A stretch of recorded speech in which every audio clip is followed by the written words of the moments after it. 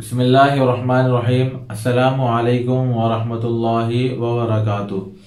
اللہ تعالیٰ نے قرآن پاک میں ارشاد فرمایا ہے وَإِنَّكَ لَعَلَىٰ خُلُقٍ عَظِيمٍ۔ آپ صلی اللہ علیہ وسلم کی ذات کی رفعت و شرافت کے متعلق حدیث شریف میں ہے انا من نور اللہ وکل شیء من نوری۔ ترجمہ سماعت فرمائے میں اللہ کے نور سے ہوں اور ہر چیز میرے نور سے ہے۔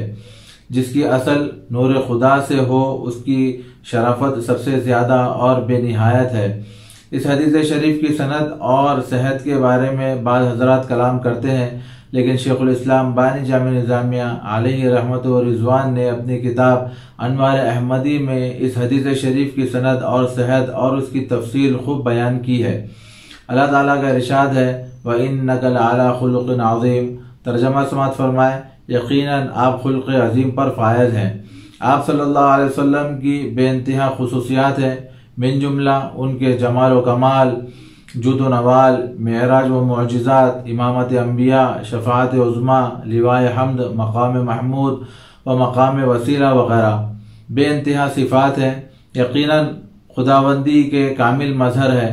خلق اللہ آدم علی صورتہ۔ حضرت حسان رضی اللہ عنہ نے آپ کی شان میں فرمایا آپ صلی اللہ علیہ وسلم نے بنفس نفیس سماعت فرمایا وشق له من اسمه لیجلہ فذو العرش محمود وہذا محمد۔ ترجمہ سماعت فرمائے اللہ نے آپ کے نام کو اپنے نام سے مشتق کیا، پس عرش والا محمود اور آپ محمد ہیں۔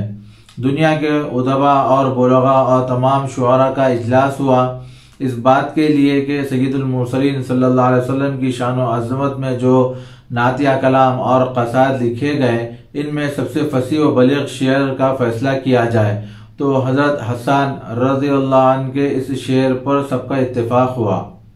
اللہ تعالیٰ سے دعا ہے کہ اللہ تعالیٰ ہم سب کی زندگی میں برکت نازل فرمائے اور ہم سب کے دلوں کو منور فرمائے اور ہمیں رسول مقبول صلی اللہ علیہ وسلم کی شان عظمت میں خوب تعریف کرنے کی توفیق عطا فرمائے۔ جزاک اللہ۔ السلام علیکم ورحمۃ اللہ وبرکاتہ۔